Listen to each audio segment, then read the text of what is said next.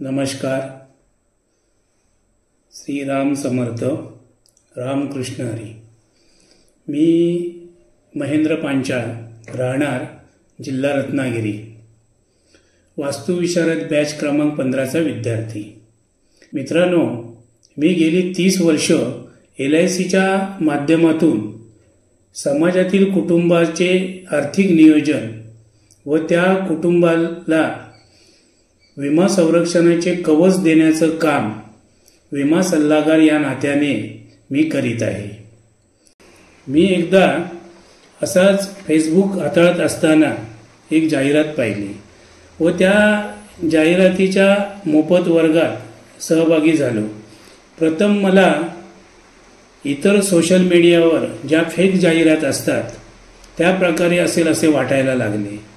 पण जेव्हा मोफत वर्गात सहभागी झालो आणि जसजसं आमचे गुरुवर्य वेदमूर्ती श्री उमेश कुलकर्णी गुरुजी यांचे शब्द जसजसे कानावर पडायला लागले तसतसं त्या विषयाची गोडी उत्सुकता निर्माण झाली आणि अशा पद्धतीनं 5 दिवसाचं मोफत जे सेमिनार होतं ते पूर्ण केलेलं.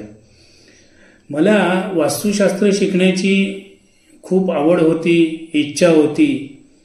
मी धार्मिक म्हणजे वारकरी संप्रदायात असल्या कारणानं मला या शास्त्राबद्दल सखोल ज्ञान हवं होतं.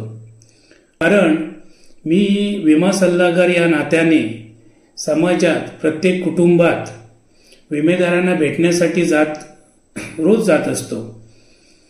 पण तेथील वस्तुस्थिती बघून, म्हणजे प्रत्येक घरात आर्थिक अडचण, प्रत्येक घरामध्ये भांडणं किंवा काही तर कुटुंब अशी होती की त्यांना सगळ्या सुखसोयी मिळत होत्या, परंतु त्या घरामध्ये मनाला शांतता, आनंदच मिळत नव्हता.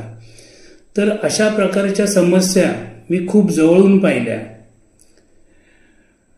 योगायोग म्हणावा किंवा माझी पूर्वपुण्याई मला वेदमूर्ती, ज्ञानाचा सागर असलेले श्री उमेश कुलकर्णी गुरुजी यांसारखे गुरुवर्य लाभले हे मी माझं भाग्य समजलं.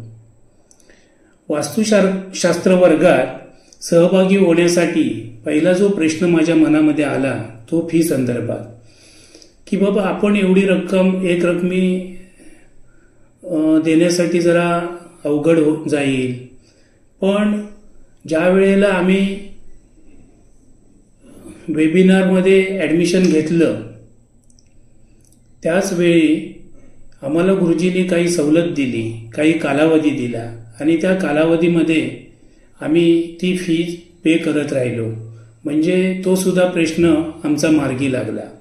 आता दुसरा जो प्रश्न मला पडला तो प्रश्न की बाबा आपल्याला संस्कृत समजेल की नाही. पण मित्रांनो, जसजसे वर्ग होत गेले तसतसे गुरुजी आम्हाला एकदम जवळचे वाटायला लागले आणि आमच्या मनात जी काही भीती होती ती भीती दूर झाली. त्यानंतर जणू काही आम्हाला असं वाटायला लागलं की आम्ही 8वी ते 10वी या वर्गाचे विद्यार्थी आहोत की काय. कारण गुरुजी इतक्या सोप्या भाषेत आणि प्रत्येक विषयावर सविस्तर चर्चा, इतक्या जवळकीने गुरुजींचे मार्गदर्शन आम्हाला मिळत राहिले. मित्रांनो, वास्तुशास्त्र का शिकावं आणि ते गुरुजींकडेच का शिकायला हवं, तर आपल्याला वास्तू संदर्भात इकडून तिकडून म्हणजे काही पुस्तक वाचन किंवा सोशल मीडियावरून मिळणाऱ्या आपल्याला अर्धवट ज्ञान प्राप्त झालेलं असतं. परंतु ते अर्धवट ज्ञान गुरुजींच्या मते घातक असतं आणि हे गुरुजींच्या पेड वर्गात जेव्हा आम्ही सहभागी झालो तेव्हा कळाले की अर्धवट ज्ञान हे आपल्यासाठी किंवा समाजासाठी किती घातक ठरू शकेल. मित्रांनो, गुरुजी एक प्रकारचे परीस आहेत, महासागर आहेत. एकदा तर असं वाटतं की श्रीकृष्ण जसं अर्जुनाला नम्रपणे गीता सांगतात, असे वाटायला लागते की आपण फक्त अर्जुनासारखे ऐकतच राहावं व ज्या ज्या गोष्टी सांगतील तशा त्या आत्मसात कराव्यात. त्यांची शिकवण्याची जी पद्धत श्रीकृष्ण सारखी असल्यासारखं वाटायला लागलं.